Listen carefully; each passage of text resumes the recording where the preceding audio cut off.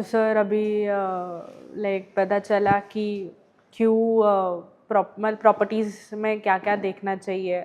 समझ गए कि लीगल डॉक्यूमेंटेशन एक है, बजट एक, obviously that is the major part जो भी है। कमिंग टू साइज़ और लेआउट है या प्रॉपर्टीज़ के जो फीचर्स है वो कैसे होने चाहिए, क्या होना चाहिए, वो कैसे पता चले? सी जब ये तो आई थिंक घर के जितने सदस्य हैं ना वो सब ने एक साथ बैठ के वो डिसीजन लेना चाहिए। क्योंकि घर एक बड़ा ही रहता है। जैसे अभी आप समझो 2 BHK में रह रहे हो करंटली। सो आपके फैमिली में आपकी मम्मी डैडी है, आप हो, आपकी वाइफ है, आपका एक बेटा है, देन आपका भाई है, देन उसकी आगे 1-2 साल में शादी होने वाली है। तो ये सारी चीज़ें घर में आपको एक अगले 10 साल का विजन रख के आपको घर लेना चाहिए कि भाई मुझे अगले 5 साल में या फिर 10 साल में किस तरह का घर लगने वाला है। क्योंकि घर एक ऐसी चीज़ है ना कि बार बार नहीं ली जा सकता है। राइट। बहुत 15-20 सालों में एक बार चेंज होता है, या फिर आजकल थोड़ा सा फ्रिक्वेंट हो रहा है, बट प्रीवियसली अगर पुराने ज़माने में देखा जाए तो घर एक बार बना लिया तो 50-60 साल कुछ नहीं होता था उसको, और उसी में रहते थे लोग। जैसे मैंने बोला कि फैमिली को बैठ के डिसीजन लेना चाहिए, तो आपके घर में जितने सदस्य हैं उसके हिसाब से आपको रूम्स लगेगी। सो आप राइट। या तो 2 BHK, 2 लोग हैं तो मतलब हस्बैंड वाइफ और आपके पेरेंट्स रहने वाले तो 2 रूम चल जाएगा आपको।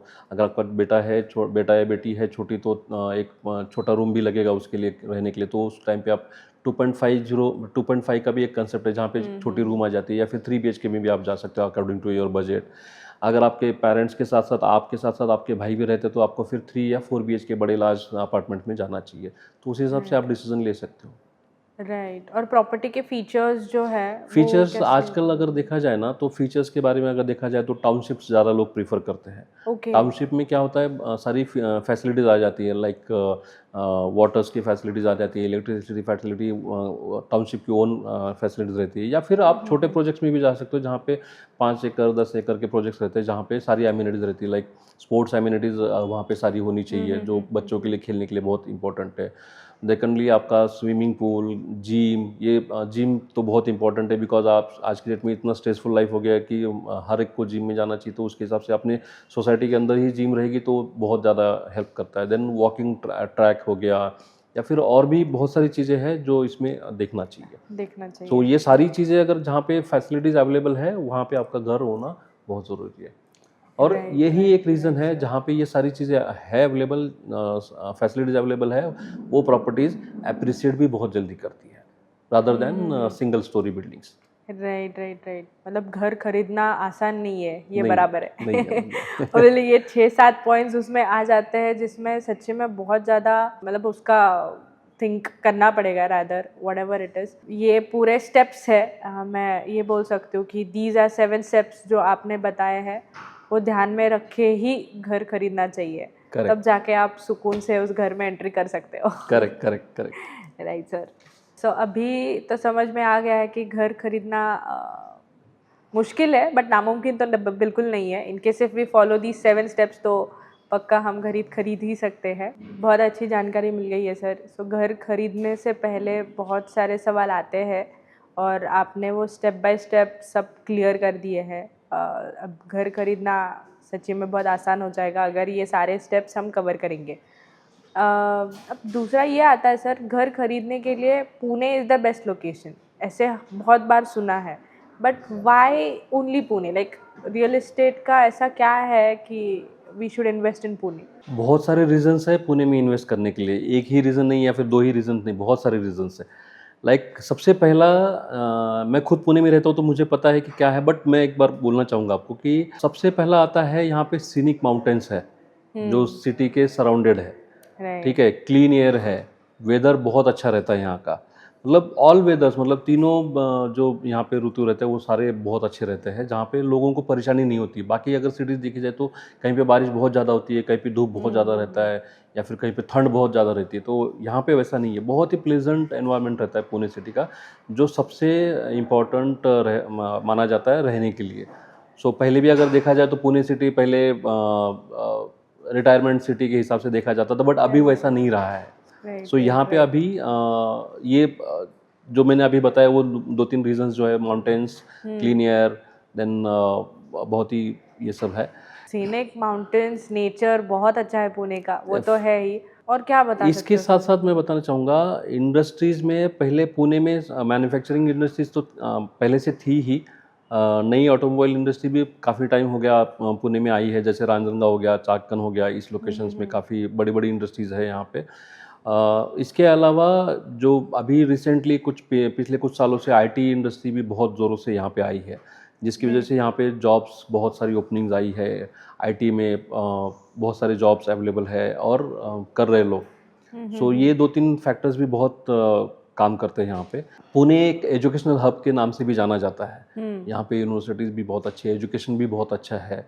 सो जिसकी वजह से यहाँ पे लोग आके उनके बच्चों के एजुकेशनल्स कंप्लीट करना या फिर उनको सिखाना बहुत प्रेफर करते हैं। इसके अलावा जॉब्स का हो गया, देन एनवायरनमेंट का हो गया, देन एजुकेशन का हो गया, बट सेकेंडली यहाँ पे इन्वेस्टमेंट की अगर बात आती है तो यहाँ पे बहुत सारे लोग माइग्रेट हो रहे हैं, सिटी बहुत तेज़ी से बढ़ रही है, इंफ्रास्ट्रक्चर भी बहुत तेज़ी से बढ़ रहा है, जिसकी वजह से यहाँ पे रेंटल यील्ड भी, अगर कोई प्रॉपर्टी इन्वेस्ट करता है तो उसको एप्रिसिएशन भी बहुत अच्छा मिल रहा है। अच्छा, प्लस right. इसके अलावा उसको रेंटल यील्ड, मतलब अगर समझो उसने प्रॉपर्टी बाय कर लिया, रहने के लिए नहीं जा रहा है लेकिन सिर्फ इन्वेस्टमेंट के लिए रखा है, तो उसको अगर रेंटल पे देता है तो रेंटल यील्ड भी बहुत अच्छी तरह से यहाँ पे आता है, जिसकी वजह से लोग यहाँ पे प्रेफर करना, बाय करना प्रेफर करते हैं। साथ साथ में इंडिया की सबसे सेफेस्ट सिटी माना जाता है इसको, जहाँ पे कोई ऐसा मतलब प्रॉब्लम्स नहीं है, बहुत सेफ, और लोग यहाँ के बहुत शांत है, सुकून से रहते हैं, Cooperative है, कोऑपरेटिव है, right, जिसकी वजह right. से यहाँ पे लोग रहना प्रेफर करते हैं। एंड अडॉप्शन बहुत अच्छा है यहाँ पे लोगों का, जिसकी वजह से बाहर के लोग भी आके यहाँ पे बहुत अच्छी तरह से रहते हैं। So these are the reasons जिसकी वजह से लोगों का फर्स्ट प्रेफरेंस रहता है कि पुणे पुणे सिटी में में बाय इन्वेस्ट करें। करें, यस। राइट, वो तो है सर। हाँ, याद आ गया। सो इसमें और एक चीज़ अगर देखी जाए तो इसमें पुणे एक ऐसा शहर है, मेट्रो सिटीज़ अगर काउंट करते हैं, बड़ी सिटीज़ अगर काउंट करते हैं, तो उसमें पुणे एक ऐसा शहर है जहाँ पे आज भी अफोर्डेबल घर मिलते हैं, जहाँ पे एक बजट है, जहाँ पे 60 लाख रुपया, 70 लाख रुपया या फिर 80 लाख रुपीज़, उसमें उनका एक पर्सन का 2 BHK का अपार्टमेंट आज यहाँ पे मिलता है, जो कि बाकी मेट्रो सिटीज़ या पुणे जैसे लेवल की जो सिटीज़ है, जो पॉपुलेशन वाइज अगर देखा जाए तो वो सिटीज़ में 1 करोड़ के नीचे घर नहीं है। लेकिन आज भी राइट, पुणे में राइट, 60 से लेके 80 लाख रुपए तक घर अपार्टमेंट्स है, घर मिलते हैं, जिसकी वजह से अफोर्डेबल लोग यहाँ पे मार्केट है, प्रेफर करते हैं। सो लोगों को ईजिली बाय करना पॉसिबल है। पॉसिबल है, सो अफोर्डेबल मार्केट है, अफोर्डेबल मार्केट है, जिसकी वजह से राइट, आज यहाँ पे, और मैं तो बोलूँगा कि आज ही का टाइम है जहाँ पे पुणे में लोगों ने ज़रूर इन्वेस्ट करना चाहिए। Right, because this is growing Pune, वो ग्रोइंग पता पुणे है, है, राइट। ग्रोइंग पुणे है, बहुत तेज़ी आईटी से है, भाग रहा है। Right, right, right. But investment में सर पुणे अगर आप बोल रहे हो तो ग्रोइंग पुणे है, तो बहुत सारे चीज़ें आते हैं, आईटी इंडस्ट्री है, आईटी हब है।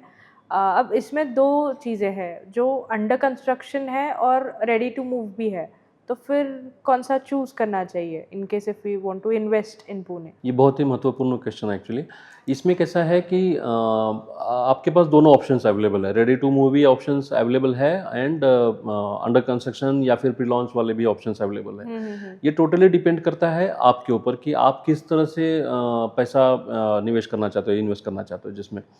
अगर आपको खुद के रहने के लिए घर चाहिए, अगर आप रेंटल पे रह रहे हो और आप खुद के लिए घर देख रहे हो, तो आपको रेडी टू मूव में जाना चाहिए, बिकॉज आप दोनों चीज़ें नहीं कर सकते, ईएमआई भी भरना एंड रेंटल भी भरना, ये दोनों Right. चीज़ें पॉसिबल नहीं है। सो आपने नियरिंग पोजीशन या फिर रेडी पोजीशन वाले अपार्टमेंट्स आपने प्रीफर करना चाहिए लेने के लिए।